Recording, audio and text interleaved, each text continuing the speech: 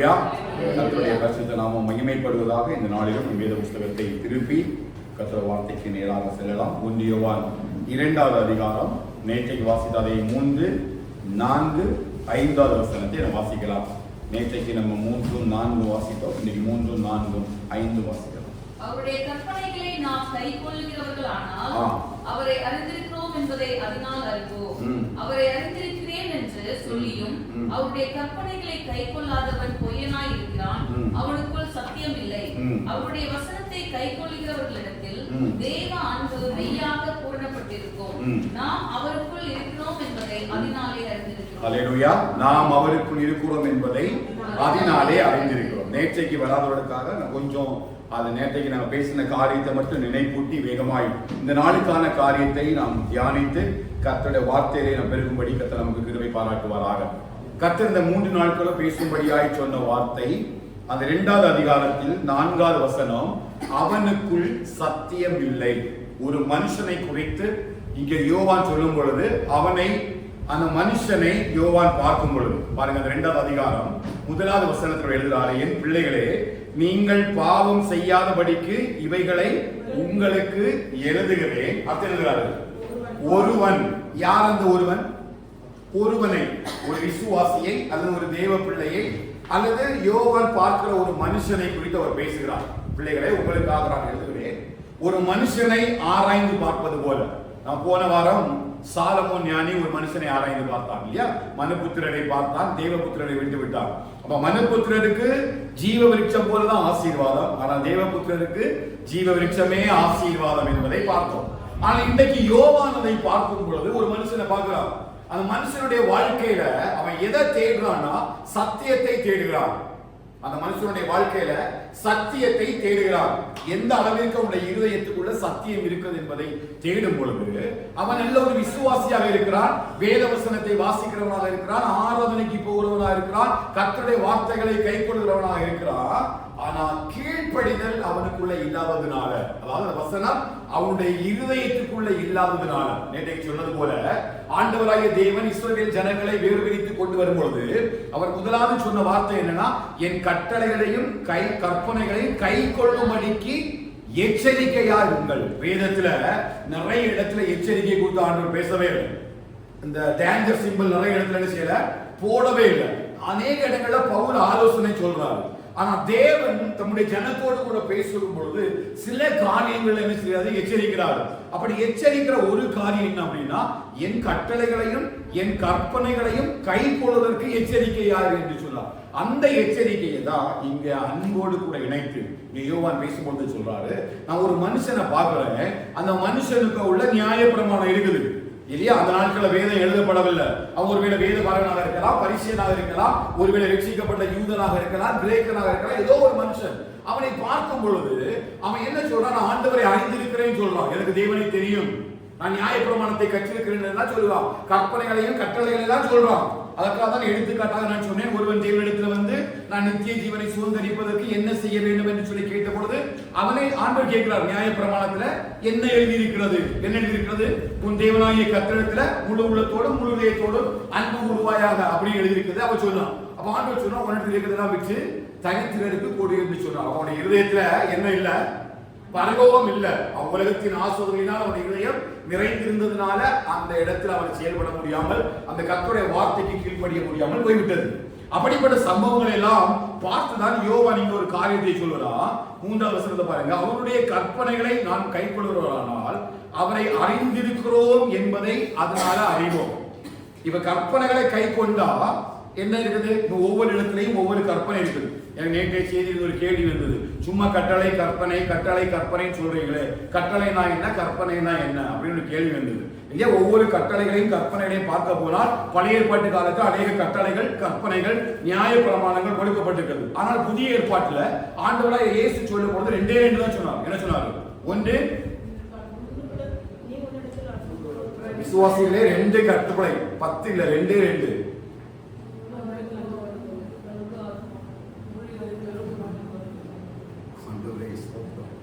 உன் தேவனாகிய கர்த்தரிடத்துல உன் முழு ஆத்துமாவோடும் முழு இதயத்தோடும் அன்பு கூறுவாயாக. 2வது உன்னை நேசிப்பன். நாட்டில் 100 இம்போசிஷன் எழுதிட்டு பாருங்க. 2 வசனத்தை எழுதுங்க உட்கார்ந்து. ஆமே. அப்ப கர்த்தர் 2 கற்பனைகளை தான் ஏற்பாடு சொல்றாரு. என்ன சொல்றாரு? உன் தேவனாகிய கர்த்தரிடத்தில் முழு உள்ளத்தோடும் முழு ஆத்மாவோடும் முழு மனதோடும் அன்பு கூறுவாயாக. நீ உன்னை நேசிப்பது போல பிறரை நேசி. இல்லையா? ஆனா சாலமோன் ராஜாவுக்கு வரும்பொழுது அங்கே ஆண்டவர் அவனுக்கு வேற ஒரு கருத்தை கொடுக்கிறார். என்ன கொடுக்கிறாரு? உன் தகப்பனாகிய தாவீது நடந்தது போல. அப்ப தாவீது எப்படிப்பட்ட கட்டளைகளையும் கற்பனைகளாம் நடந்து வந்தானோ அந்த கட்டளைகள் கற்பனைகளாம் கைகொள்ளும்படி யாருக்கு கொடுக்கப்படுது? சாலமோனுக்கு கொடுக்கப்படுகிறது. சவுல் ராஜாவை குறித்து நேற்று பார்த்தோம். அவன் கற்பனைகளை கைகொள்ளாதனால அவனை சமாதான பலிகளை கொண்டு தேவனுடைய பிரகாரங்களில் பலியிட்டதுனால கர்த்தருடைய ராஜ்ய பாரத்தை விட்டு எடுத்து போட்டான். அவன் எந்த கட்டளைகளின் கற்பனை கைகொள்ளல. சாமுவேல் சொல்றாரு, என்னது? பலியிடுவதை பார்க்கணும் கீழ்ப்படி. அப்போ சாமுவேல் என்ன சொன்னாலும் நீ எல்லாவற்றிலையும் யாரை கீழ்ப்படியணும்? கர்த்தரை கீழ்ப்படியணும். இது மிகப்பெரிய ஒரு கட்டளை. யாருக்கு? சவுலுக்கு. ஆனா சவுல் கீழ்ப்படியாம அவன் தன்னுடைய ஆலயத்துல போய் தேவனுடைய பிரகாரத்துல பலி கொடுக்கிற இடத்துல இவனே சமாதான பலிகளை செலுத்தினதுனால அந்த கட்டளைகளை கற்பனைகளை கை கொள்ளாமல் போனான். ஆனா புதிய ஏற்பாட்டில் வரும்போது இந்த 10 கற்பனைகளும் பழைய ஏற்பாட்டில் கொடுக்கப்பட்ட இந்த 10 கற்பனைகளையும் 2 கற்பனைகளுக்குள்ள கட்ட வைத்திருக்கிறார். எப்படி வைத்திருக்கிறார்? உன் தேவனாகிய கர்த்தரை உன் முழு இதயத்தோடும் முழு ஆத்துமாவோடும் முழு உள்ளத்தோடும் அன்பு கூறுவாயாக. நீ உன்னை நேசிப்பது போல இது 2ஐயும் சொல்லியிருக்கிறார். இல்லையா? அப்ப ஒவ்வொரு காலத்திற்கும் கர்த்தர் வேதத்துல ஒவ்வொரு பரிசுத்தவான்களுக்கும் அவருடைய வாழ்க்கையில நடந்த சம்பவங்கள் மத்தியிலையும் அவருடைய ராஜாக்களுடைய ஆளுகை மத்தியிலையும் அவருடைய முற்பிதாக்கள் நடந்த வந்த பாதையில் இருந்த காரியத்திலாம் வைத்து அந்த கட்டளைகளையும் கற்பனைகளையும் கொடுத்து அவரை வழிநடத்தி வந்தார். அதைதான் யோவான் பார்க்கும் பொழுது அவர் ஒரு தனிப்பட்ட மனுஷனை எடுத்து பார்க்கிறார். அவர் ரட்சிக்கப்பட்டவனா தெரியாது. ஆனால் வேதத்தின்படி 3வது வசனத்தின்படி அவன் கர்த்தரை அறிந்திருக்கிறேன் என்று சொல்கிறான். அப்படியானால் அவன் கர்த்தரை அறிந்திருக்கிறான், அவருடைய வார்த்தைகளை அறிந்திருக்கிறான், தேவனை அறிந்திருக்கிறான், நியாயப்பிரமாணத்தை அறிந்திருப்பதற்கு வாய்ப்புண்டு. ஆனால் அவன் அறிந்திருக்கிறோம் என்பது மாத்திரமல்ல, அடுத்த வசனம் சொல்ல பாருங்க, அவரை அறிந்திருக்கிறேன் என்று சொல்லியும் அவருடைய கற்பனைகளை கை கொள்ளாததுனால அவன் எப்படி மாறுறான்? பொய்யனா மாறுறான். இப்போ சத்தியமும் பொய்யும் சொல்லும் பொழுது இப்ப அவனுக்குள்ள 2மே இருக்கு. அவன் என்ன இல்ல? சத்தியம் இல்லை. அவன் நம்முடைய இருதயத்துல கர்த்தரை தேடுகிறான், சத்தியத்தை தேடுகிறான். அந்த சத்தியம் எப்படி வருது? நம்முடைய கட்டளைகளுக்கும் கற்பனைகளுக்கும் கை கொள்ளும் பொழுது, கீழ்ப்படியும் பொழுது வருது. நேற்றைக்கு நான் உங்களுக்கு தாவீதை குறித்து காண்பித்து தந்தேன். தாவீது தன்னுடைய மகனுக்காக என்ன செய்கிறார்? ஜெபிக்கிறார். என்ன ஜெபிக்கிறார்? அவன் கட்டளைகளையும் கற்பனைகளையும் கை கொள்ளும்படிக்கு உத்தம இதயத்தை கொடுத்தரலும் என்று சொல்லி அங்கே ஜெபிக்கிற ஒரு ஜெபத்தை வைத்து தான் நம்ம நேற்றைக்கு முடித்தோம். கர்த்தர் நமக்கும் நம்முடைய குடும்பத்துக்கும் நம்முடைய பிள்ளைகளுக்கும் எப்படிப்பட்ட இதயத்தை தருவாராக? உத்தம இதயத்தை. எதற்காக? தேவனுடைய கட்டளைகளையும் கற்பனைகளையும் கை கொள்வதற்காக. இப்ப என்ன கட்டளை கற்பனை நம்ம கை கொள்ளணும்? நம்ம தேவனாகிய கர்த்தரிடத்துல முழு மனதோடும் அன்பு கூறணும். இதான் கதை பார்க்கிறோம். அப்ப நம்முடைய அன்பை கட்டளை பார்க்கும் பொழுது நம்முடைய உள்ளத்தில் ஆண்டவர் எதை கற்பனையும் கட்டளையுமா பார்க்கிறாரு? நம்முடைய இருதயத்தை எடுத்து வச்சு இப்ப பாருங்க, நம்ம நேசிக்கிறவங்க நம்மளுக்கு என்ன விரும்புவாங்க? என் மனைவி பையனுக்கு என்ன விரும்புவா? நான் அவளை என்னதான் கொடுத்தாலும் நான் அவளை நேசிக்காம இருந்தா அந்த பொருள் அவளுக்கு என்ன செய்யாது? பெருசா தெரியாது. அவன் என்ன எதிர்பார்க்கறது ஒன்னே ஒன்று, என்னது? இந்த பியூர் லவ். ஒரு முழுசா என் கணவன் என்ன நினைக்கிறாரா? நேசிக்கிறாரா? அது பார்ஷியல் லவ் தேவையில்லை. ஒருவேளை நிறைய நகைகளை கொடுத்தோ பணங்களை கொடுத்து விட்டோ பாதி அன்பை கொடுக்கிறதுனால அவர் திருப்தி அடைவதில்லை. அப்ப அவருடைய இருதயம் முழுமையாக என்னிடத்தில் எதை தேடுகிறது? ஒரு முழு அன்பை தேடுகிறது. அவளை தவிர யாரையும் நேசிக்க கூடாது. அவளுக்கு கொடுக்கிற எந்த ஒரு காரியம் இன்னொருக்கு நான் பங்கிடவே கூடாது. இதைதான் தேவன் நம்ம இருக்கிறார். அப்ப தேவன் நம்முடைய இருதயத்தை பார்க்கும் பொழுது இன்றைக்கு உலகத்தில் நம்ம வைக்கப்பட்டிருக்கிறோம். இந்த உலகம் எங்க இருக்குது? பொல்லாங்கானுக்குள் இருக்கிறது. இல்லையா? இந்த உலகம் பொல்லாங்கானுக்குள் இருக்கிறது என்று நம்ம அறிவோம். அப்படி இந்த உலகத்துக்குள்ள வாழும் பொழுது யாக்கோபு எழுதுகிறாரு, உலக சிநேகம் தேவனுக்கு விரோதமான பகை. அப்ப உலகத்தின் மீது அன்பு கூர்ந்தா அவனிடத்துல என்ன இல்லை? தேவனுடைய அன்பு இல்லை. அப்ப அந்த இதைதான் இங்க யோவான் சொல்றாரு. இன்னைக்கு அதை குறித்து தான் மனசு போறோம், தியானிக்க போறோம். நேற்றைக்கு நம்ம பார்த்தோம், கற்பனைகளை கை கொள்ளாம இருந்தா நமக்குள்ள சத்தியம் இராது. அப்ப கற்பனையை கை கொள்ளுடன் ஒருத்ததான் சத்தியம் இருக்கு. அப்ப பரலோகம் நம்ம எப்படி பார்க்கும்? நம்முடைய இருதயத்தை எடுத்து பார்க்கும். நான் ஏற்கனவே சொன்னேன், கர்த்தர் இருதயத்தை ஆராய்ந்து அறிகிறார். நீங்க நீதிமொழிகளை நிறைய வாசித்தீங்கன்னா மனுஷனுடைய நடைகள் எல்லாம் நீங்க சீர்தூக்கி பார்த்தாலும் இருதயங்களை நிறுத்து பார்க்கிறவர் கர்த்தர். ஒரு இருதயத்தை எடுத்துதான் பரலோகம் பார்க்குது. நமக்கு ஆத்மாவா அதான் கொடுக்கப்பட்டிருக்குது. அப்படி தேவன் நம்மை பார்க்கும் பொழுது பரலோகத்திலிருந்து மனுபுத்திரரை நினைச்சுகிறார், கண்ணோக்கி பார்க்கிறார். எதற்காக? தேடுகிற உணர்வுள்ள இருதயம் உண்டோ என்று சொல்லி பார்க்கும்படி தேடுகிறார். அப்படி பார்க்கும் பொழுது நம்முடைய இருதயத்துல எதை வைத்திருக்கிறோம் என்பதையும் பரலோகம் பார்க்கிறது. நம்முடைய இருதயத்துல எதை வச்சிருக்கிறோம் அப்படிங்கிறதையும் பார்க்குது. அப்படி பார்க்கும் பொழுது நம்முடைய இருதயத்துல என்ன இருக்கணும்னு கேட்டீங்கன்னா வேத வசனத்துக்கு கீழ்ப்படுகிற அனுபவம் இருக்கணும். இன்னைக்கு 40 வருஷம் விசுவாசியா இருக்கிறோம், நல்ல சபையில ஆராதிக்கிறோம், நிறைய காணிக்கை கொடுக்கிறோம், நம்ம கிறிஸ்தவர்கள் என்று சொல்லி பாரம்பரியமாய் நம்ம அடையாளப்படுத்தி கொண்டிருக்கிற நிறைய பேர் இருக்கிறாங்க. ஆனா அவங்களுக்குள்ள எல்லாம் என்ன இல்லைன்னு கேட்டீங்கன்னா சத்தியம் இல்லை, தேவனை தேடுகிற உணர்வு இல்லை. ஏதோ கடமைக்காக ஆராதிக்கிறவர்கள், கடமைக்காக ஆலயத்துக்கு போகிறவர்கள், கடமைக்காக ஜெபிக்கிறவர்கள், கடமைக்காக வேத வாசிக்கிறவர்கள், அப்படிப்பட்ட இருதயத்தை எல்லாம் தேடும் பொழுது தேவன் நம்முடைய இருதயத்தையும் தேடுகிறார். ஹல்லேலூயா. அப்படி அவர் தேடும் பொழுது நம்முடைய இருதயத்துல அந்த கர்த்தருக்கு கீழ்ப்படுகிற அந்த அனுபவம் இல்லையா? சவுலை பற்றி ஆண்டவர் வந்து மிகவும் பெருசா பேசுறாரு. இஸ்ரவேல்ல அவன மாதிரி ஒரு அழகானவன் இல்லவே இல்லைன்னு பேச ரொம்ப புகழ்ச்சியா பேசி அவருடைய இருதயத்துக்கு ஏற்ற ஒரு ராஜாவாக சவுலை கொடுக்கிறாரு. ஆனா அவன் என்ன பண்ணலாம் தெரியுமா? ஆண்டவருக்கு காணிக்கை கொடுக்கிறேங்கிற பேர்ல கர்த்தருடைய கற்பனைகளுக்கு கீழ்ப்படியாம போயிட்டான். அதனால சாமுவேலை வச்சு ஆண்டவர் சொல்றாரு, எனக்கு காணிக்கை முக்கியம் இல்லப்பா இல்லையா? சில பேர் என்னையே தருகிறேன் அப்படின்னு கொடுத்துருவாங்க, அது சும்மா ஒரு கொடுப்பு தான். ஆனா உண்மையா உள்ள என்ன இல்லை, சத்தியத்துக்கு வாழும்படி தங்களை ஒப்பு கொடுக்க மாட்டார்கள். அப்படிப்பட்ட பொய்யான அர்ப்பணிப்பு, பொய்யான உடன்படிக்கை, பொய்யான வார்த்தை ஒன்றும் கர்த்தருடைய சமூகத்துல தேவையில்லை. அதனால பிரசங்கி சொல்றாரு, நீ ஆலயத்துக்கு போகும்பொழுது உன் நடையை காத்துக்கொள், மூடர் பலியிடுவதை போல பலியிடாதே, நான் புத்தி பிசையினால் பேசினேன் என்று தூதருக்கு முன்பாக சொல்லாதே. இன்னைக்கு நிறைய தவறான கடைபிடிக்க முடியாத சில தீர்மானங்கள், சில காரியங்களை நம்ம என்ன பண்றோம், தேவ சமூகத்துல சொல்லிடுறோம். ஆனா அதன்படி நம்ம செய்வதற்கு முயற்சி செய்வதே இல்லை. அப்படிப்பட்ட காரியங்கள் ஒன்றும் தேவனை ப்ளீஸ் பண்ணவே முடியாது. அதை நம்ம புரிஞ்சுக்கணும். இது ஒன்றும் நம்ம நினைச்ச முடியாது, தேவனை ப்ளீஸ் பண்ண முடியாது. நம்ம ஆராதனைக்கு வர்றதுனாலயோ, நம்ம வெள்ளை மலையை போடுறதுனாலயோ, ஒரு ஊழியர் செய்யறதுனாலயோ, இல்லை உங்களுக்கு எல்லாம் கர்த்தருடைய வார்த்தையை போதிக்கிறதுனால ஒன்றும் நான் தேவனை பிரியப்படுத்தி விட முடியாது. என்னை இண்டிவிஜுவலி பார்க்கிறாரு. போதிக்கிற நானே ஆகாதவனாய் போய்விடக்கூடாது, பேசுகிற நானே ஆகாதவனாய் போய்விடக்கூடாது. இதான் ரொம்ப முக்கியம் இங்க.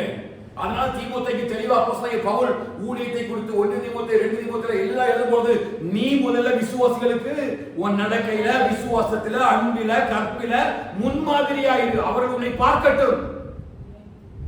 You should be a example to your believers. இல்லையா? அவன் நம்முடைய வாழ்க்கை யாருக்கு முன்மாதிரியா இருக்கணும்? நம்முடைய குடும்பத்துக்கு முன்மாதிரியா இருக்கணும், நம்முடைய பிள்ளைகளுக்கு முன்மாதிரியா இருக்கணும். அவர்கள் நம்மை பார்க்கும் பொழுது கர்த்தருடைய வசனத்தின்படி வாழ்கிறோம் என்பதை அவர்கள் புரிந்து கொள்ள வேண்டும். அவர்கள் நம்மை பார்க்கும் பொழுது கர்த்தருக்கு பயப்படுகிறவர்கள் என்பதை அவர்கள் புரிந்து கொள்ள வேண்டும். நம்ம வேலை பார்க்கிறதுல நம்ம போகிற பாதைகளில் எல்லாம் மற்றவர்கள் நம்மை பார்க்கும் பொழுது இந்த சத்தியம் நமக்குள்ள இருந்தாச்சுன்னா அவர்கள் நிச்சயமா இந்த சத்தியத்தை அறிந்து கொள்வார்கள். ஏன்னா சத்தியம் எங்க உண்டோ அவங்க விடுதலை உண்டு. அப்ப சத்தியம் நமக்குள்ள இருக்கும்போது நமக்குள்ள யார் செயல்பட ஆரம்பிக்கிறார்? யார் இருக்கிறார்? ஆவியானவர். அப்ப இந்த கீழ்ப்படுதலுக்குள்ள யாருடைய செயல்பாடு முக்கியமா இருக்குது? ஆவியானுடைய செயல்பாடு. அதுதான் ஒரு மறைமுகமா எழுதுறாரு. உங்களுக்கு உள்ள அந்த அபிஷேகம், அந்த 2வது எழுதுறா இல்லையா, நீங்க பெற்றிருக்கிற அபிஷேகம் சகலத்தையும் உங்களுக்கு போதிக்கிறது. நீங்க அவராலே பரிசுத்தராலே அபிஷேகம் பண்ணப்பட்டிருக்கீங்க. என்ன அபிஷேகம் அப்படின்னா, கர்த்தருடைய வார்த்தை உங்களுடைய இருதயத்துக்குள்ள இருந்து உங்களை கீழ்ப்படுதலுக்குள்ள நடத்துகிறதே அந்த அபிஷேகம். புரியுதா? அப்ப சத்தியம் நமக்குள்ள இருந்தா, எனக்குள்ள சத்தியம் இருக்குது, எனக்குள்ள சத்தியம் இருக்குது, சத்தியம் இருக்குது, யார் இடத்துல போய் நம்ம நினைச்ச வேண்டாம், சொல்ல வேண்டாம். சத்தியம் இருக்கும் பொழுது நம்ம மூலமா ஆவியானவர் செயல்படுவார். புரியுதா? ஆவியானவர் செயல்படுவார். எப்படி? அந்த சத்தியத்தை எடுத்து இன்னொரு மனுஷனுடைய காயங்களை கட்டுவார். அதனால நம்ம சில வார்த்தைகளை பேசும்பொழுது, பாஸ்டர் நீங்க சொன்ன வார்த்தைகளுடைய இருதயத்துக்கு சமாதானமா இருந்தது. நீங்க இன்னொரு நீங்க பிரசங்கம் பண்ணும் பொழுது, இன்னொருக்காக ஜெபிக்கும் பொழுது நீங்க பேசுகிற வார்த்தைகள் எல்லாம் யார் எடுத்து பேசுறார்? ஆவியானவர் பேசுறாரு. அதனாலதான் வேதத்தில் அப்போஸ்தலன் பவுல் சொல்லுகிறார், நீங்கள் பலவீனமா இருக்கிற நேரங்களில நீங்க வேண்டிக் கொள்ள வேண்டியது என்னது என்று உங்களுக்கு தெரியாது. அப்ப யார் பேசுறார்? பரிசுத்த ஆவியானவர் வாக்கு கடங்காத பெருமூச்சுகளோடு உங்களுக்காக. ஏன்னா உங்களுடைய இதயத்தில் யார் கிரியை செய்கிறார்? இவன் உங்களுக்கு என்ன தேவை என்பதை யார் அறிந்திருக்கிறார்? பரிசுத்த ஆவியானவர். அப்ப சத்தியம் உள்ள இருக்கும் பொழுது, பரிசுத்த ஆவியானவர் கிரியை செய்யும் பொழுது உனக்கு என்ன பலன் தேவை, உன்னுடைய நீடு என்ன, நீ எப்படிப்பட்ட தேவைகள் இருக்கிற என்பதை அவர் அறிந்து அவர் நமக்காக வேண்டுதல் செய்கிறார். எப்படி எல்லாம் பரிசுத்த ஆவியானவர் நமக்குள்ள செயல்பட ஆரம்பிக்கிறார் பாருங்க. இது ஒரே ஒரு ரீசன் என்னன்னா, நம்முடைய இருதயத்துக்குள்ள சத்தியம் இருக்கணும். அப்படி இருக்கணும்னா நம்ம கர்த்தருடைய கட்டளைகளையும் கற்பனைகளையும் கை கொள்ளணும். ஆமென். அந்த கட்டளை எது, கற்பனை எதுனா, நீங்க முதலாவது தேவனிடத்துல அன்பு கூற வேண்டும். புரியுதா? இன்னைக்கு அடுத்த 5வது வசனத்தை வாசிக்கலாம் பாருங்க. அவருடைய வசனத்தை கைக்கொள்கிறவரிடத்தில் தேவ அன்பு மெய்யாக பூரணப்பட்டிருக்கிறது. நம்ம முதல்ல 4வது வசனம் இருக்குது, கர்த்தருடைய வசனத்தை கை கொள்ளலன்னா அவன் பொய்யன், அவன்கிட்ட சத்தியம் இல்லை. அடுத்த வசனம் என்ன சொல்றாரு? கை கொள்ளுகிறவனுடைய அடையாளம். இவன் ஒருவேளை நீங்க ஒருவேளை சொல்லலாம், கர்த்தருடைய வசனத்தை கை கொள்றேன், எனக்குள்ள சத்தியம் இருக்குது அப்படின்னு நம்ம விசுவாசித்து வச்சிருக்கோம். நமக்கு எல்லாம் விசுவாசம் இருக்கு இல்லையா? நம்ம முடிந்த அளவிற்கு நம்ம அறிந்திருக்கிற பரிசுத்த ஆவியினுடைய அந்த அறிவின்படி நம்ம எல்லாரும் பொதுவா வசனத்துக்கு கீழ்ப்படுகிறோம் இல்லையா? வசனத்துக்கு புறம்பா நம்ம எதையுமே நோயின்றி செய்வதில்லை இல்லையா? சத்தியத்தை அறிவு அடைந்த பின்பு நம்ம என்ன செய்ய கிடையாது, பாவம் செய்வது கிடையாது மனப்பூர்வமா. ஆனா வசனத்தின்படி செய்கிறோம். அப்படி வசனத்தின்படி நான் செய்கிறேன், நான் வசனத்தின்படி வாழ்கிற அந்த ஒருவன் என்று சொல்லி உங்களை அழைத்துக் கொண்டால் அந்த அடையாளத்தை அவர் காண்பிக்கிறார். என்ன நமக்குள்ள இருக்குன்னு கேட்டீங்கன்னா, தேவனுடைய அன்பு எப்படி இருக்கும்?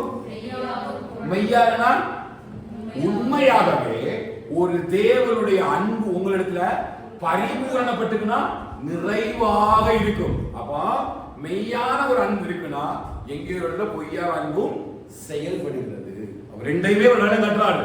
இப்ப வேத வசனத்தை நீங்க கை கொள்வீங்க அப்படின்னா, உங்களுக்குள்ள அபிஷேகம் இருக்குது, என் இதயத்துக்குள்ள வசனம் இருக்குது அப்படின்னா, நீங்க உங்களை காண்பிக்கிறீங்க அப்படின்னா, அந்த அடையாளத்தை எனக்கு காட்டுறாரு. என்ன அடையாளம்னா, எப்படி ஒரு மனுஷன் அடையாளம் கண்டு கொள்ளலாம்? அவனுக்குள்ள தேவ அன்பு மெய்யாக பூரணப்பட்டிருக்கும். அப்ப மெய்யாகனா உண்மையாகவே அந்த அன்பு என்ன செய்யும்?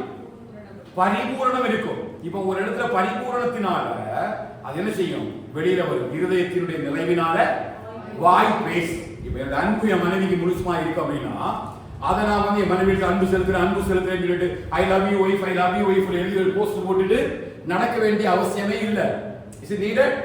நோ. என்னுடைய ஆட்டிடியூட், நான் அவளுக்கு செய்கிற காரியங்கள் எல்லாமே என்ன செய்யும்? தெரியும் எப்படி இருக்கு. அப்போ ஒரு தேவ அன்பு நமக்குள்ள மெய்யாக இருந்துனா, நாம் செய்கிற கிரியைகள் அந்த தேவ அன்பை நமக்குள்ள வெளிப்படுத்தும்.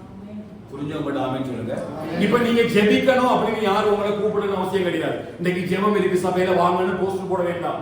இன்னைக்கு கூட்டம் இருக்கு நீங்க வாங்கன்னு யாரும் உங்களுக்கு என்ன வேண்டாம், சொல்ல வேண்டாம். நீங்க இதுக்காக ஜெபிக்கணும் சபையில அனௌன்ஸ்மெண்ட் பண்ண வேண்டாம். இதெல்லாம் யாருக்குன்னா, பால் உண்ணுகிற குழந்தைகளுக்கு. இப்ப சின்ன பிள்ளைகளுக்கு சொல்லணும், டே படிடா, நீ படிச்சாதான் வந்து நல்ல பெரிய அப்படி சொல்லணும். அதே ஒரு காலேஜ் படிக்கிற பிள்ளைகளையும் வேண்டாம், சொல்ல வேண்டாம். அவங்களுக்கு தெரியும் எக்ஸாம் இருக்குது, செமஸ்டர் இருக்குன்னு தெரியும். அப்போ ஆவியில நம்ம வளரும் பொழுது அது பால் உண்ணுகிற குழந்தைகளாய், அதாவது நீதியின் வசனங்கள்ல பழக்கம் இல்லாம இருந்தா நம்ம என்ன செய்யணும்? நீங்க பாவத்துல நடக்காதுங்க, நீதியின் கிரியைகள் நடங்க அப்படின்னு சொல்லி வசனத்தை சொல்லணும். இப்ப நம்ம எப்படி வாழ கத்துக்கிட்டோம்? நீதியின் வசனத்துல இப்ப நமக்கு பழக்கம் இருக்குது. நம்ம ஒரு மெச்சூரிட்டி வந்துட்டோம், ஆவிக்குரிய வாழ்க்கையில மெச்சூரிட்டி வந்துட்டோம். இப்ப நமக்கு ஒரு நாள் நமக்கு சொல்ல வேண்டாம். ஏன் அப்படின்னா, இப்ப நம்முடைய இருதயத்துக்குள்ள என்ன இருக்குது? வசனமாகிய சத்தியம் இருக்குது. அப்படி இருக்கும் பொழுது தேவ அன்பு பரிபூரணப்பட்டிருக்கு. இல்லையா? உங்களை நேசிக்கிற ஒரு ஆள் வந்துட்டாங்க அப்படின்னா, நம்ம எவ்வளவு முயற்சி செய்து அவங்களை பார்ப்பதற்கு பிரயாசப்படும். யாரும் சொல்ல வேண்டாம், இல்ல போய் பாரு அப்படின்னு சொல்ல வேண்டாம் இல்லையா? நம்ம நேசிக்கிற ஒருவரை பார்க்கணும் அப்படின்னா அவங்களுக்கு அன்பு செலுத்தனா யாரும் நமக்கு இந்த ஐடியா தர வேண்டாம். ஆனா எப்பெல்லாம் முடியுமோ அப்பெல்லாம் அவங்களை நேசிக்கிறதான காரியங்களை நாம் செய்வோம். இதுதான் இருதயத்துல வசனத்தை வச்சு செயல்படுகிற ஒரு கிரியை. புரிஞ்சுதா? வசனத்தை கைகொள்ளும். அப்ப இந்த தேவ அன்பு அப்படின்னா என்ன அப்படின்னு நமக்கு தெரியும். எது தேவ அன்பு? இந்த தேவ அன்பு நமக்கு எப்படி கிடைச்சது? இந்த வசனம் இருக்கிறவனிடத்துல என்ன இருக்கும்? நீங்க பேசணும், அப்பதான் புரியும். ஏன்னா இது ஆவிக்குரிய சத்தியம். இது நீதி வசனத்துல நம்ம வளரும் பொழுதுதான் இதுல நம்ம என்ன செய்யுது? இன்னும் ஆவிக்குரிய முதிர்ச்சிக்குள்ள கொண்டு போகும். இப்போ சத்தியம் நம்ம கூட இருக்குது, வசனம் நம்ம கூட இருக்குது, நம்ம வளர்ந்துட்டோம். இப்ப இது ஒரு தேவ அன்பை குறிச்சு யோவான் பேசுறாங்க. ஒரு தேவ அன்பு மெய்யா எனக்குள்ள பூரணப்பட்டிருக்கும். பொதுவா நம்ம என்ன நினைப்போம்? நம்ம ஆண்டவராகிய இயேசுவை அல்லது தேவனை முழு உள்ளத்தோடு, முழு ஆத்மாவோடு, முழு பலத்தோடு அன்பு கூற வேண்டும் அப்படிங்கிற ஒரு பொதுவான ஒரு இதா இருக்கு நமக்கு. ஆனா இந்த அன்பு இல்லையா, இந்த அன்பு எப்படி நமக்கு கிடைச்சது அப்படின்னு பாத்தீங்கன்னா, ரோமருக்கு நிறுவனத்துக்கு பார்க்கலாம். 5வது அதிகாரம் 5வது வசனத்தை வாசித்தீங்கன்னா, ரோமருக்கு அப்போஸ்தலனாகிய பவுல் அழகான ஒரு விளக்கத்தை எழுதுறத பாத்தீங்கன்னா ரொம்ப ஆச்சரியமா இருக்கு. ரோமர் 5வது அதிகாரம் 5வது வசனம், book of Romans chapter 5 verse 5. மேலும் நமக்கு அருளப்பட்ட பரிசுத்த ஆவியினாலே மேலும் நமக்கு அருளப்பட்ட பரிசுத்த ஆவியினாலே தேவ அன்பு நம்முடைய இருதயங்களில் ஆ. ஊற்றப்பட்டிருக்கிறது. சத்தமா ஒரு ஆமென் சொல்லுங்க பார்க்கலாம். இப்போ இந்த தேவ அன்பு எப்படி நமக்கு கிடைச்சது? பரிசுத்த ஆவியினாலே. இப்ப புரியுதா? இப்ப சத்தியம் நமக்குள்ள இருக்குது. இங்க யார் செயல்படுறா? யார் செயல்படுறா? பரிசுத்த ஆவியானவர் நமக்குள்ள செயல்படுறார் இல்லையா? அந்த பரிசுத்த ஆவியை நமக்குள்ள செயல்படணும் அப்படின்னா அந்த வசனத்தின் மூலமா தான் செயல்படுறாரு. இந்த வசனம் நமக்குள்ள செயல்படுது அப்படின்னா நமக்குள்ள என்ன நிறைவா இருக்குன்னு கேட்டீங்கன்னா தேவ அன்பு நிறைவா இருக்கு. இந்த தேவ அன்பு எப்படி நமக்குள்ள நிறைவாக வந்தது? ஏதோ நம்ம விரும்பினால ஒண்ணு வரல இல்லையா? அதை ஒண்ணு நம்ம பெற்றுக்கொள்ளல. இந்த தேவ அன்பை யாரு நமக்குள்ள ஊற்றுறான்னு கேட்டீங்கன்னா பரிசுத்த ஆவியானவர் நமக்குள்ள ஊற்றுறார். எத்தனை பேருக்குள்ள தேவ அன்பை ஊற்றி இருக்கிறாங்க? எப்ப ஊற்றினார்? இது எப்ப ஊற்றினாரு? எபேசியர் 1:13 எடுங்க பாப்போம். எபேசியர் 1:13. நீங்கள் உங்கள் ரட்சிப்பின் சுவிசேஷமாகிய ஆ. சத்திய வசனத்தை கேட்டு ஆ. விசுவாசிகளானபோது ஆ. வாக்குத்தத்தம் பண்ணப்பட்ட ஆ. பரிசுத்த ஆவியால் அவருக்குள் முத்திரை போடப்பட்டது. எப்போ? ரட்சிப்பின் சுவிசேஷமாகிய சத்திய வசனத்தை. அப்ப எல்லாத்துக்குமே இதான் ஒரு ஸ்டார்டிங் ஃபவுண்டேஷன். வசனம், வார்த்தை, சத்தியம். இது எப்ப நமக்குள்ள தேவ அன்பு ஊற்றப்பட்டது? நம்ம எப்போ அந்த ரட்சிப்பின் சுவிசேஷமாகிய அந்த சத்திய வசனத்தை கேட்டோமோ அப்பமே கர்த்தர் என்ன செய்றாரு? பரிசுத்த ஆவியினால முத்திரை போட்டு தேவ அன்பை ஊற்றிட்டாரு. அந்த தேவ அன்பு நமக்கு ஊற்றப்பட்டனால நம்ம ஞானஸ்நானத்துக்கு போடுகிறோம் இல்லையா? பவுல் எழுதும்போது கிறிஸ்துவுடைய கூட சிலுவையில் அறையப்பட்டேன், இனி வாழ்வது நான் அல்ல அவரே வாழ்கிறார். என்னில் அன்பு கூர்ந்து, அவர் எழுதும்போது என்னில் அன்பு கூர்ந்த அந்த தேவனுக்காகத்தான் நான் இதை செய்திருக்கிறேன். அப்போ நம்ம ரட்சிப்பின் சுவிசேஷமாகிய வசனத்தை கேட்ட உடனேயே நமக்கு தெரியாமலே பரிசுத்த ஆவியானவரை முத்திரை போட்டு நமக்குள்ள எதை ஊற்றிட்டார் கேட்டீங்கன்னா தேவ அன்பை ஊற்றி விட்டார். அதுக்கப்புறம் நம்ம அதுக்கு அடையாளமா தான் நம்ம என்ன எடுக்கிறோம்? ஞானஸ்நானம் எடுக்கிறோம். அதுக்கு பிறகு இந்த அன்பை வச்சுதான் பரிசுத்த ஆவியானவர் நம்மளை ஓடப்படுறாரு. நம்ம அந்த அன்பு நமக்குள்ள ஊற்றப்பட்டனால்தான் சில பேர் ரட்சிக்கப்படுறா நம்ம ஏங்கி அழுவோம். ஒவ்வொரு ஆளுமே ரட்சிப்பு வேற விதமா நடக்கும் இல்லையா? சில பேருக்கு ஒரு சந்தோஷம் உள்ள வரும், சில பேருக்கு நல்ல அழுக வரும். இது எல்லாம் எத்தின் அடையாளம்னா தேவ அன்பு எனக்குள்ள ஊற்றப்பட்டதற்கான அடையாளம்.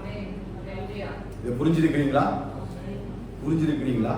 இப்பவும் சில பேருக்கு பரிசுத்த ஆவியின் நிறைவு வரும் பொழுது சில பேருக்கு ஏன் ஜெபிக்கும் பொழுது கண்ணீர் வருது?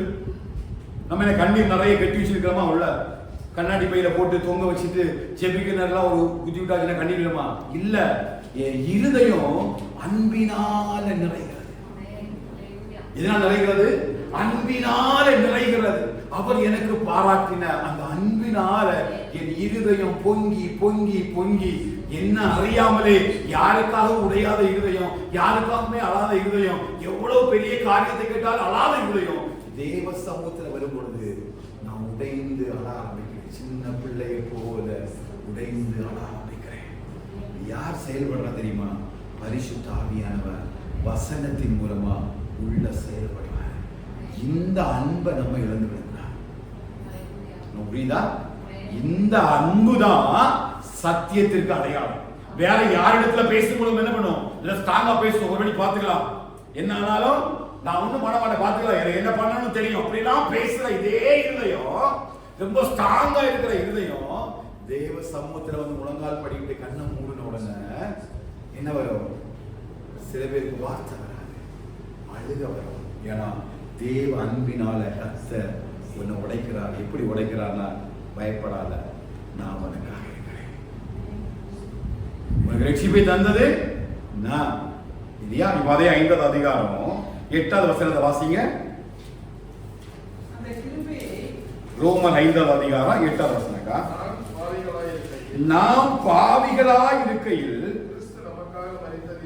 கிறிஸ்து நமக்காக மரித்ததினாலே தேவன் தம்மேல் வைத்த அன்பை விளங்கப்படினார். எப்போ? நாம் பாவியா இருக்கும் பொழுது இல்லையா? நான் பரிசுத்தவானா நல்லவனா இருக்கும் பொழுது ஒருத்தர் எனக்காக மரிக்கலாம். நான் நல்லவனா வாழும் பொழுது யாராவது ஒரு நாள் ஏதாவது செய்யலாம். ஆனா நான் பாவியா இருக்கும் பொழுது, இந்த உலகத்துக்காக வாழும் பொழுது, என்னுடைய தவறான காரியங்களை நான் செயல்படுத்தும் பொழுது, எனக்கு நல்ல கெட்ட பெயர் இருக்கும் பொழுது யாரும் எனக்காக மதிக்க மாட்டாங்க. அப்ப தேவ அன்பு உணரக்கூடிய தன்மை என்ன அப்படின்னா, எதுக்கு அப்படி இதை பேசுறோம் அப்படின்னு பாத்தீங்கன்னா, இந்த அன்பை எனக்கு நிறைய பேர் உணராதனாலதான் எளிதாக பாவத்துக்குள்ள போய் விழுந்துடுறாங்க இல்லையா? நான் ஒரு மனுஷன் நேசிக்கிறேன், என் குடும்பத்தை எடுத்துக்கிறேன், என் மனைவியை நான் நேசிக்கிறேன். இந்த அன்பை நான் உணராம இன்னொரு தவறான ஒரு காண்டேட்டுக்குள்ள போகும் பொழுது எனக்கு இந்த அன்போட வேல்யூ என்ன செய்யல. நான் சொல்ற புரியுதா? இததான் யோகன் சொல்றாரு. அந்த உலக சிநேகம் இல்லையா, என்ன ஒரு பக்கம் உலக சிநேகம் இருக்குது, ஒரு பக்கம் தேவனுடைய அன்பு என் இதயத்துல ஊற்றப்பட்டிருக்கிறது. இது ரெண்டுமே இப்போ சாத்தா என்ன பண்றானா, என்னிடத்துல ஊற்றப்பட்டிருக்கிற அந்த தேவ அன்பு எப்படி ஊற்றப்பட்டது? பரிசுத்த ஆவியினால மெய்யாக பரிபூரணமாய் ஒரு அன்பு ஊற்றப்பட்டிருக்கிறது. இந்த அன்பு எப்படி அவனுக்குள்ள கிரியை செய்து? வசனத்தின் மூலமா கிரியை செய்துட்டே இருக்குது. இதை பார்க்கிற பிசாசு என்ன பண்றானா, வேற ஒரு கள்ள சிநேகத்தை கொண்டு வர்றான். என்ன சிநேகம்? கள்ள சிநேகம். எங்க வருது? உலகத்துல இருந்து வருது. அப்போ என்னை நேசிக்கிற என் தேவனை விடவும் இன்னொருவர் அன்பை காட்டுறது போல ஒரு பிம்பத்தை, ஒரு மாயைய எனக்குள்ள உருவாக்குற. அப்படித்தானே அன்பு மாறுது. ஒரு இடத்துல இருந்து ஒரு அன்பு எப்படி மாறும்? நம்ம ஒருவரை நேசிக்கும் பொழுது இதை காட்டில ஒரு அன்பு பெரிதாக தோன்றுவது போல ஒரு மாய தோற்றத்தை உருவாக்கி அந்த அன்பை கொண்டு வந்து பிசாசு என்ன பண்றான், நமக்குள்ள செயல்பட ஆரம்பிக்கும் பொழுது கொஞ்சம் கொஞ்சமா என்னுடைய அன்பு தேவனை விட்டு விலகி ஓடுகிறது. அதனால யாக்கோபு எழுதுறாரு, உலக சிநேகம் தேவனுக்கு விரோதமான பகை. என்ன பகை? நீ உலகத்தோட ஆசீர்வாதத்தை பெற்றுக்கொள்ள வேண்டாம் ஆண்டு விரும்புவதில்லை. உன்னை ஆசீர்வதிக்கணும் அவருக்கு விருப்பம் இல்லையா? ஒவ்வொரு இடத்துலையும் அவர் ஆசீர்வதிக்கும் பொழுது வானத்தில் உண்டாகும் ஆசீர்வாதம், பூமியில உண்டாகும் ஆசீர்வாதம், உன் ஸ்தலங்களும் உன் கற்பங்களும் ஆசீர்வதிக்கப்படுவதா என்று சொல்லி யாக்கோபுடைய சந்ததியை ஆசீர்வதித்து அனுப்புகிறார். நோவா காலத்தில் அவருடைய குமாரை ஆசீர்வதிக்கும் பொழுது சொன்னார், நீ இந்த உலகத்துல பருகி பெருகி இந்த பூமியை நிரப்புங்கன்னு சொன்னார். அப்படிதான் ஆசீர்வாதம் தர்றாரு. அவர் தரக்கூடாதுன்னு நினைக்கிறது. ஆனா அந்த ஆசீர்வாதத்தோடு கூட சில உலகத்துக்குரிய இச்சைகளை நமக்குள்ள கொண்டு வர்றாங்க, சில தேடல்களை கொண்டு வரும். அப்போ நம்ம தேவ அன்புக்காக தேட வேண்டிய, நம்ம வேத வாசிக்க, ஜெபிக்க, கர்த்தருடைய காரியத்திற்காக, பரலோக ராஜ்யத்திற்காக பிரயாசப்பட்டு இந்த அன்பிலே மகிழ்ந்து கழிவுற வேண்டிய நம்ம இப்ப எங்க ஓடி நடக்கிறோம் அப்படின்னா, உலக சிநேகத்துக்குள்ள ஓடி நடக்கிறோம். ஏன்னா இந்த சிநேகத்தை பிடிச்சாச்சு விட முடியாது. இதை தக்க வச்சுக்கணும்னா இங்க பிரியமான நடக்கணும் இல்லையா? பிரியமா நடந்தாதான் அந்த சிநேகத்தை எடுக்க முடியும். அப்போ அந்தந்த இடங்களில பரிசுத்த ஆவியானவர் நமக்கு ஒரு காரியத்தை ஞாபகப்படுத்துகிறார். அதுதான் அந்த தேவ அன்பு நமக்குள்ள பூரணப்பட்டிருக்கிறது. அப்ப ஏன் இந்த தேவ அன்பு நமக்குள்ள மெய்யாக பூரணப்படணும் அப்படின்னா, அதனால இன்னைக்கு நிறைய பரிசுத்தவான்கள் விழுந்து போறாங்க. இன்னைக்கு நிறைய பேர் கர்த்தருடைய சமூகத்தை விட்டு விலகி போறாங்க, உலகத்துக்குள்ள விடுறாங்க. மனுஷனுடைய வார்த்தையை கேட்டு, அவனுடைய ஆசை வார்த்தைகளை கேட்டு ஏன் விசுவாசிகள் இன்னைக்கு தேவ அன்பை விட்டு விலகி போறதுக்கு ஒரே ஒரு காரணம் என்னன்னா, இந்த அன்பு இவங்களுக்குள்ள மெய்யாக பரிபூரணப்படவில்லை. அன்பு இருக்குது, தேவ அன்பு இருக்குது. இப்படி கிறிஸ்தவ போய் கேளுங்க, அன்பு இருக்கா இல்லையா? நிச்சயமா இருக்கும். பாடுவாங்க இல்லையா, அன்பு கூறுவே இன்னும் அதிகமாய் அது பாட்டு. ஆனா தேவன் நம்முடைய இதயத்தை ஆராய்ந்து பார்க்கும் பொழுதுதான் இவர்கள் தேவ அன்பில எந்த அளவு பரிபூரணப்பட்டிருக்கிறார்கள் என்பது தெரியும். அது எந்த அடிப்படையில பரலோகம் என்ன மெஷர் பண்ணுன்னு பாத்தீங்கன்னா, என் இருதயத்தில சத்தியம் எந்த அளவுக்கு கிரியை செய்கிறது என்பதுதான் தேவன் என்னை அளக்கிற அளவுகோல். புரிஞ்சவங்க சொல்லுங்க. கொஞ்சம் கடினமா தான் இருக்கும், ஆனா இதுதான் சத்தியம். இப்படிதான் கர்த்தர் தமக்கென்று ஒரு சந்ததியை ஆயத்தப்படுத்துகிறார்.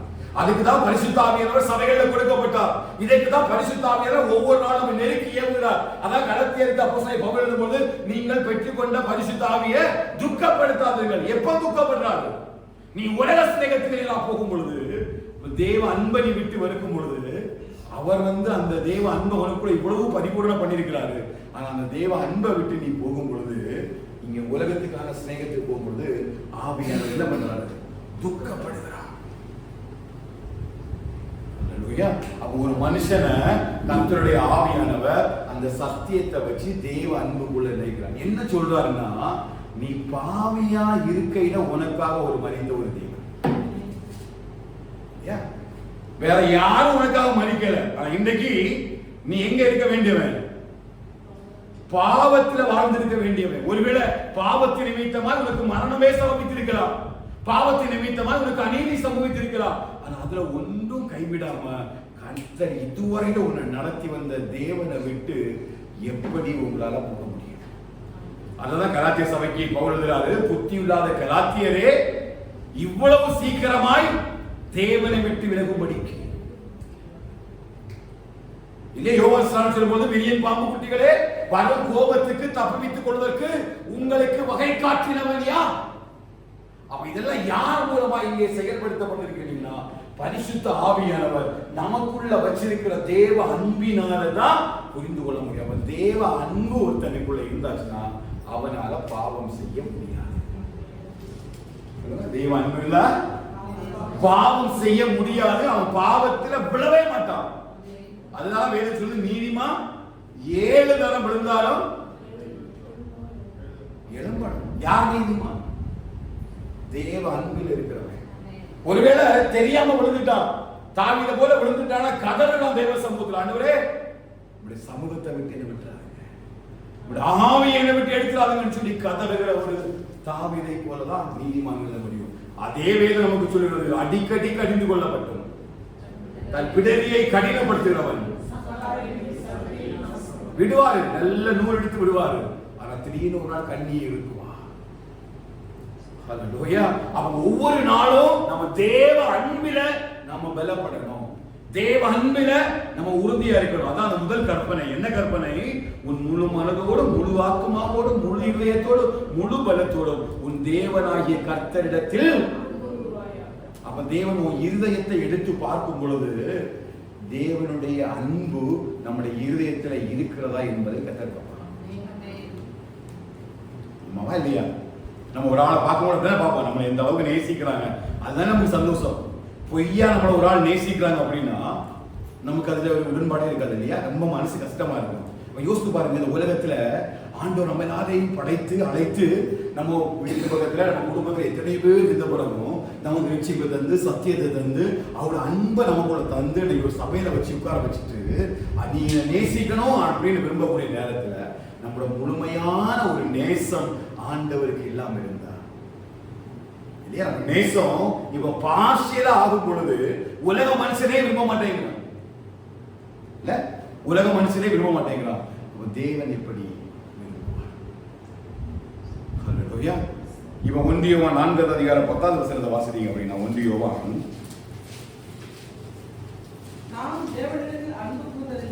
தெளிவா கவனிங்க. நீங்க அல்லது நான், நம்முடைய சபை தேவனிடத்தில் அன்பு கூர்ந்ததினால் அல்ல, அவர் நம்மிடத்தில் அன்பு கூர்ந்து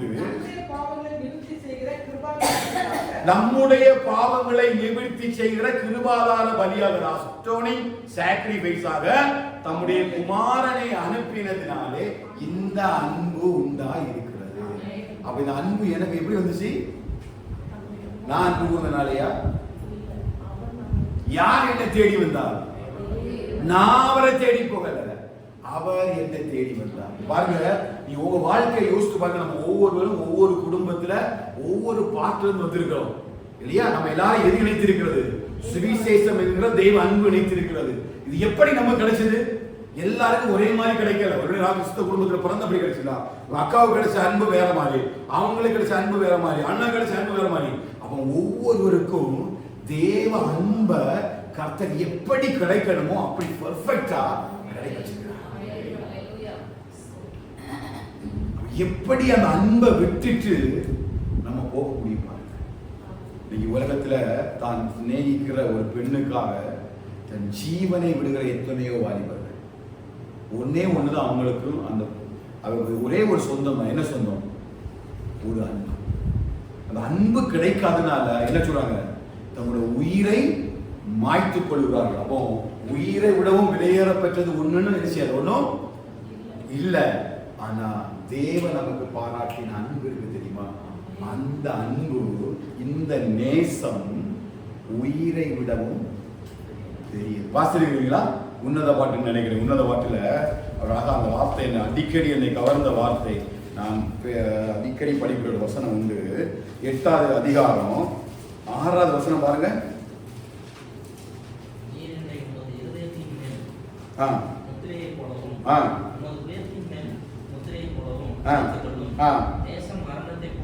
நேசம் மரணத்தை போல் வலியது. இங்கிலீஷ் பைபிள் என்ன இருக்குதுமா? 8வது அதிகாரம் 5வது வசனம் படிக்க முடியுமா? 8வது அதிகாரம் 5வது வசனத்துல இவ்வளவு அழகா பேசுறா பாருங்க. சுலேமித்தியாள் அந்த அன்பை பேசும்பொழுது நேசம் எப்படி இருக்குதா? மரணத்தை விடவும் அல்லது மரணத்தை போல வலியது. எந்த நேசம்? தேவன் எனக்கு தந்த நேசம். தேவன் எனக்கு ஸ்ட்ராங்கஸ்ட் டெத்தா. ஓகே, என்னவியா என்கேஜி இருக்குமா? 8th ஸ்ட்ராங்கஸ்ட் டெத் இல்லையா? பாருங்க, மரணத்தை போல இந்த அன்பு வலியது. ஒருவேளை சுலேமித்தியால் அதை எப்படி எழுதுறான்னு தெரியல. ஆனா தேவனுடைய அன்பை பாருங்க. இந்த உலகத்துல நம்ம குற்றுயிரும் கொலையுருமாய் கிடந்தோம் இல்லையா? இறை மேல நம்ம தெளிவா நம்ம பேசியிருக்கிறோம் இல்லையா? நம்மளை குளிப்பாட்டதுக்கு ஆளு கிடையாது, வஸ்திரம் கிடையாது, நிர்வாணமா வீதிகள்ல கிடந்த நான். என்னை நேசிப்பதற்கு யாருமே இல்லை இல்லையா? ஓட்டுவரத்துல ஏதோ ஒரு இடத்துல நான் வஸ்திரம் இல்லாம ஏதோ முழுவதுமாய் அழுக்கடைந்து படிந்து கிடக்கிற ஒருவனை நம்ம என்ன பண்ணுவோம்? ஐயோ பாவம் அப்படின்னு ஒருவேளை ஒரு ஆதாரம் கொடுக்கலாம், இல்ல ஒரு வஸ்திரத்தை எடுத்து மூடி போடலாம். எந்த அளவுக்கு தேவன் உங்களை என்னை நேசித்திருக்கிறது. அதைதான் உங்க முன்னாடி பிக்சரைஸ் பண்ண விரும்புறேன்.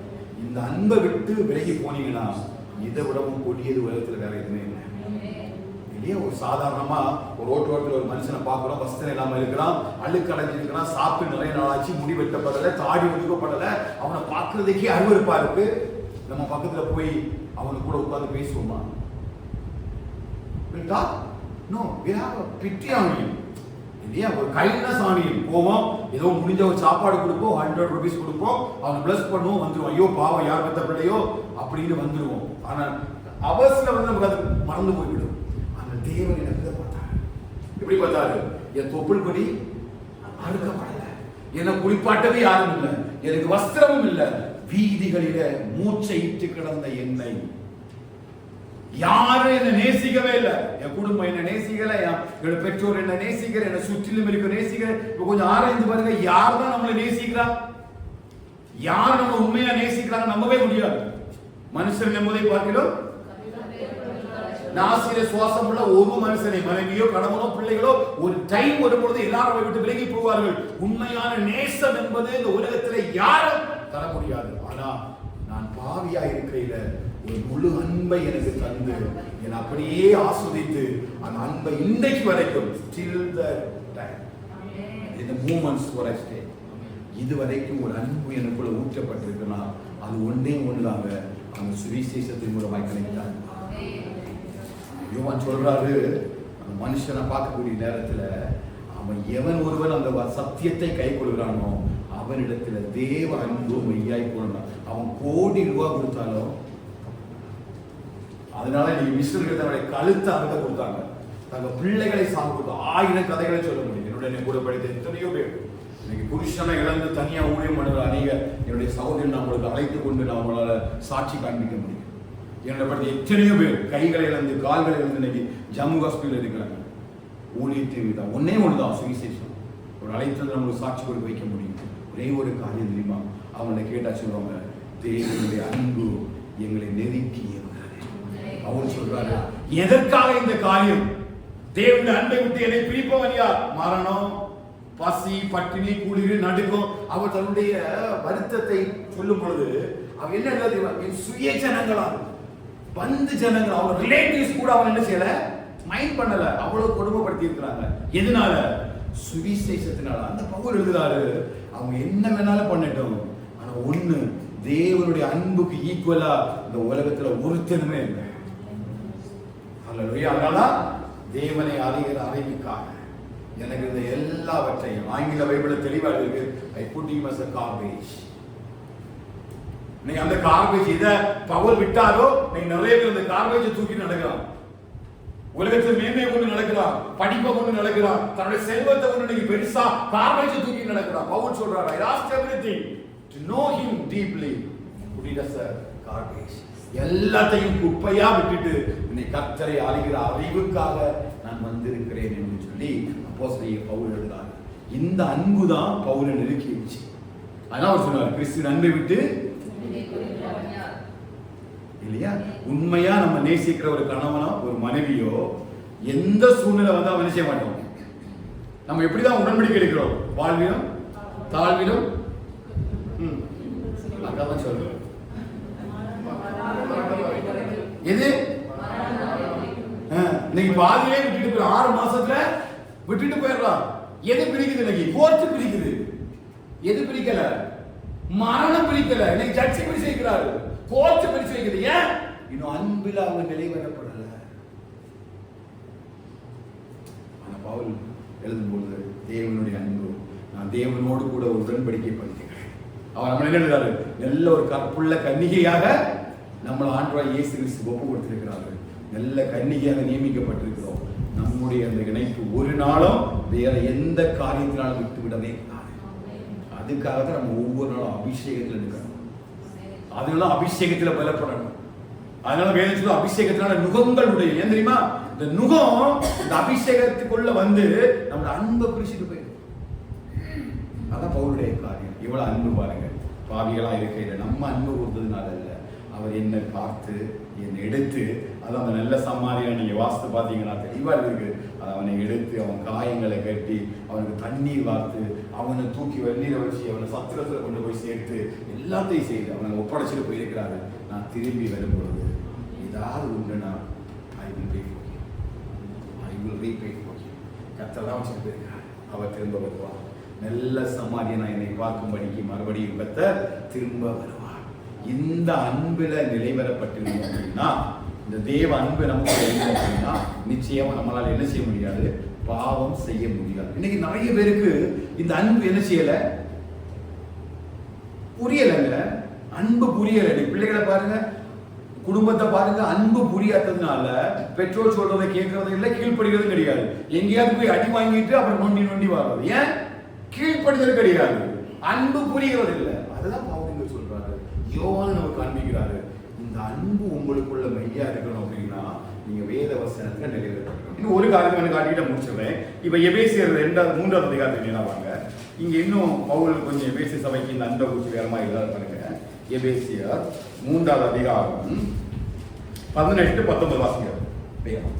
சகல பரிசுத்தவான்களோடு கூட கிறிஸ்துவினுடைய அன்பின் அகலமும் நீளமும் ஆழமும் உயரமும் இன்னதென்று உணர்ந்து அறிவு கெட்டாத அந்த அன்பை அறிந்து அறிவு கெட்டாத அங்க தேவ அன்பை பேசுறாரு. அந்த தேவன் யாரு? பிதாவாகிய தேவன் தம்முடைய குமாரனாகிய கிறிஸ்துவை இந்த பூமியில தந்து அவரை விசுவாசிக்கிற எவனும் கெட்டு போகாமல் நித்திய ஜீவனை அடையும்படிக்கு இவ்வளவாய் உலகத்தில் அவரை தந்தள்ளி நம்மளுக்கு அன்பு உண்டு. அது ஒரு தெய்வ அன்பு. அடுத்தது பவுல் கிறிஸ்துவனுடைய அன்பை நம்ம காண்பித்தார். என்னன்னா அந்த அன்பு அறிவு கெட்டாத ஒரு அன்பு. என்ன அன்பு? அறிவுக்கு எட்டாத ஒரு அன்பு. பிதாவாகிய தேவனை அறிந்தவன் தான் குமாரனாகிய கிறிஸ்து அறிந்திருக்கிறான். பிதாவை உடையவன் குமாரனை உடையவன், குமாரனை உடையவன் பிதாவை உடையவன், குமாரனை கண்டவன் பிதாவை கண்டான். நம்ம பிதாவாகிய தேவனுடைய அன்பும் இந்த தேவ அன்பு சொல்லும் பொழுது பிதாவாகிய தேவனுடைய அன்பும் இந்த கிறிஸ்துவனுடைய அன்புமே ரெண்டையுமே அவர் பேசுறாரு. அந்த அன்பு பாவிகளா இருக்கையில நம்மள ரோட்டோரத்துல பார்த்து அவர் நம்மளுக்கு அன்பு கூட்டினால நம்ம கழுவி தொடச்சி பரிசுத்தமாக்கி வச்சுட்டாரு. சரி, ஓகே. அப்படி யார நமக்கு தந்தாரு? கிறிஸ்துவ தந்தாரு. இப்ப குமாரனுடைய அன்பு எப்படிப்பட்டது இல்லையா? இப்ப குமாரனுடைய அன்பை குறிச்சு பவுல் எபேசிய சபைக்கு எழுதுறாரு. அந்த அன்பு எனக்கு அறியல, ஜெபிக்கிறாரு. நான் நிறைய நாள் உங்களுக்கு இந்த வசனம் எல்லாம் சொல்லி ஜெபிக்கிறேன். வேத வாசிக்கும் பொழுது பவுல் எங்கெல்லாம் வேண்டிக் கொள்கிறாரோ பிரேயர் ஃபார் சர்ச் அப்படின்னு எழுதி வச்சுட்டு இந்த காரியங்கள்லாம் ஜெபி இதுல எழுதுறாரு. 2 Corinthians எழுதுறாரு, தெசலோனிக்கே சபைக்கு எழுதுறாரு. எல்லா காரியத்தையும் எழுதிக்கிறார். எதுக்கு ஜெபிக்கிறாருன்னா சபைக்காக ஜெபிப்பதற்கு தான் ஜெப குறிப்பு. என்ன குறிப்பு? அறிவு கெட்டாத அந்த அன்பை புரிஞ்சு கொள்ளணும். இப்ப கிறிஸ்துவனுடைய அந்த அன்பு எப்படி இருந்தது? வேதம் எப்படி படிச்சிருந்தீங்கன்னு பார்க்கலாம். அந்த அன்பை எப்படி வெளிப்படுத்தினாரு? பிலிப்பியர் 2 இருக்குது. என்னது? தாம் தேவனுக்கு சமமாய் இருப்பதை கொள்ளையாடின. Oh my God. அவர் எப்படி இருந்தாரு? தேவனுக்கு சமமா இருந்தாரு. பவுல் எழுதும் பொழுது எபேசியர் எழுதுறாரு, உங்களுக்கு யாருக்கு அந்த அன்பு தெரியல, அந்த அன்பை புரிந்து கொள்வதற்கு நான் உங்களுக்கு ஜெபிக்கிறேன். இந்த அன்பு உனக்கு புரிஞ்சிட்டுனா நிச்சயமா வேற ஒரு அன்பு உனக்கு தெரியாது. உலகத்துல ஒன்ன ஒருத்தா லவ்னு சொல்லக்கூடிய நேரம், உன்னை நேசிக்கிறேன்னு சொல்லக்கூடிய நேரம், அந்த அன்புக்கு பின்னாடி உன்னால போக முடியாது. ஏன்னா அதை விடவும் மேலான ஒரு அன்பு ஆல்ரெடி நமக்குள்ள வச்சிருக்கு. உன் அன்பெல்லாம் மட்டும் குப்பை தொட்டியில போடு. ஏற்கனவே ஒரு அன்பு இருக்கு, இங்க ஃபீல்டா இருக்குது, ஆல்ரெடி என்கேஜ். ஆல்ரெடி நம்ம எல்லாரும் என்கேஜ். அப்படி நிறைய பேர் என்கேஜ் இல்லாதனாலதான் உலகத்தோடு கூட எழுதுறாங்க 2-3 தடவை என்கேஜ் ஆயிருக்காங்க. ஒரு தடவை இல்ல, பல தடவை என்கேஜ் ஆயிருக்காங்க. காரணம் என்னன்னா, they are not engaged with love of Christ. அப்போ ஆண்டவராகிய இயேசு கிறிஸ்துவின் அன்பு ஒருத்தருக்குள்ள இருந்தா எப்படி பிதாவாகிய தேவன் குமாரனை தந்தாரு. ஒருவேளை குமாரன் இந்த காரியத்தை வெளிப்படுத்தலைன்னா, தம்முடைய அன்பை வெளிப்படுத்தலைன்னா, மொத்தமும் ஆதாமை எதுக்கு தந்தாரு இந்த உலகத்துக்கு?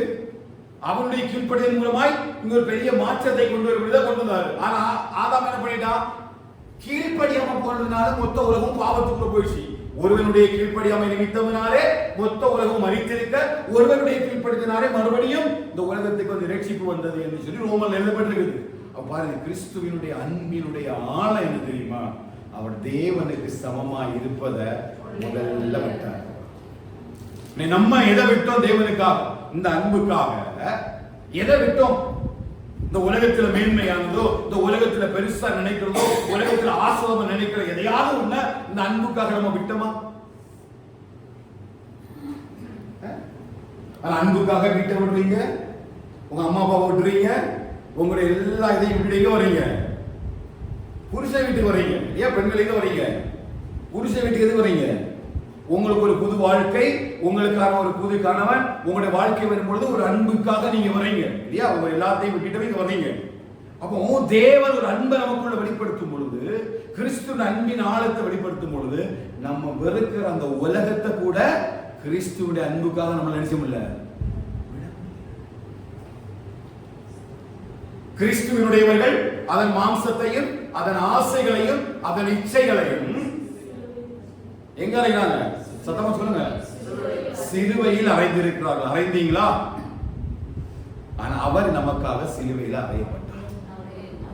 எப்படிப்பட்ட தேவன்? தேவனுக்கு சமமா இருக்கிற ஒருவர்.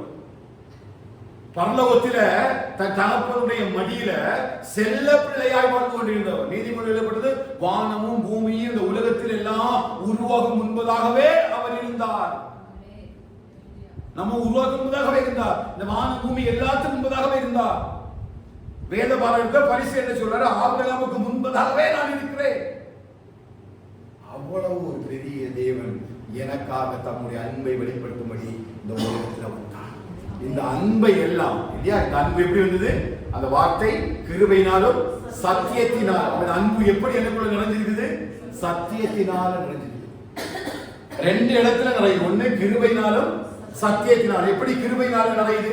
நான் பாவிகளா இருந்த நேரத்துல அவர் அந்த கிருபையை வச்சு என்னை ரட்சித்தார். இப்போ ரட்சித்ததுனால எனக்குள்ள சத்தியமாக வீற்றிருக்கிறார். இந்த சத்தியம் எனக்குள்ள தேவ அன்பா பரிபூரணம் அடைந்து கொண்டே இருக்கிறது. பரிபூரணம் அடைந்து கொண்டே. அப்படி பரிபூரணம் அடைந்த அன்பு நமக்குள்ள இருக்குன்னா, நம்ம யாருக்காகவும் இந்த உலகத்திற்கு பின்னாடி போக மாட்டோம் இல்லையா? இயேசுவின் பின்னே போக துணிந்தேனா பின்னோக்கே. ஏன் பின்னோக்கே? அவருடைய அன்பின் நிமித்தம். அந்த பாடலுக்கு மிகப்பெரிய ஒரு ஸ்டோரியை அனைவருக்கும் தெரிந்திருக்கும் இல்லையா? தன்னுடைய மனைவி பிள்ளைகள் எல்லாரையும் கொல்ல கொடுத்து கடைசி அவன் நிற்கிறான், தனியா நிற்கிறான். அப்பதான் பாடுறான், I have followed Jesus, no turning back, no turning back. ஏன் தெரியுமா? கிறிஸ்துவினுடைய அன்பு நம்மை நெருக்கியவர். பவுல் சொல்றாரு, அந்த கிறிஸ்துவின் அன்பு எங்களை நெருக்கியவர்னால எங்களுக்கு அதை பற்றி கவலையே இல்லை. நான் மாம்சத்தை விட்டு தேகத்தை விட்டு பிரிஞ்சு நான் தேவனோடு கூட இருக்கும்படி விரும்புகிறேன். ஆனால் சபைக்கு அது புரோஜனமா இருக்கிறதுனால நான் சபையோடு இருக்கிறேன். கடைசியா சொல்லி முடிப்பாரு, என் மரணமானாலும் என் ஜீவனானாலும் என் சரீரமானாலும் எல்லாவற்றின் மூலமாக கிறிஸ்து மகிமைப்படுவதாக. கிறிஸ்து எனக்கு ஜீவன், மரணம் எனக்கு. இதுதான் தேவ அன்பு ஊறப்பட்ட ஒரு மனுஷனுடைய இப்ப இந்த தெய்வ அன்பை தான் நம்ம ரோமர் 5:5 தான் இவ்வளவு நேரம் பார்த்துருக்கோம். ரோமர் 5 திரும்ப எடுங்க. இப்ப அந்த வசனத்தை வாசிச்சீங்கன்னா உங்களுக்கு புரியும். ரோமர் 5:5 அங்க வேணாக்கா அந்த 3, 4, 5 படிங்க. 3, 4, 5 அது மாத்திரமல்ல உபத்திரவம் பொறுமையையும் பொறுமை பரீட்சையையும்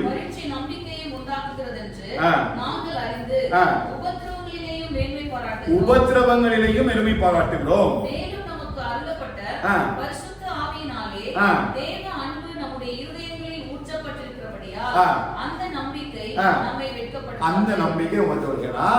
இந்த தேவ அன்பு நமக்குள்ள உபத்திரம் வரும், பரீட்சை வரும், பொறுமை வரும், பாடு வரும், நிறைய வரும். எதுக்குன்னா இந்த அன்பை என்னிடத்துல விலகப்படுவதற்கு. நாங்க ஒரு நம்பிக்கை வச்சுக்கோ. என்ன நம்பிக்கைனா அந்த அன்பு எங்களுக்கு யார் தந்தானா? பரிசுத்த ஆவியானவர் தந்தது. அவர் இப்ப இருதயத்துல இருக்கிறாரு. அவர் இருக்கிறதுனால அந்த நம்பிக்கைகள் இருக்கிறதுனால ஒரு இடத்துல என்ன செய்யாது? வெட்கப்படாது. அதுதான் சொல்லுவாரு, கிறிஸ்துவின் அன்பை விட்டு என்னை பிரிப்பவன் யார்?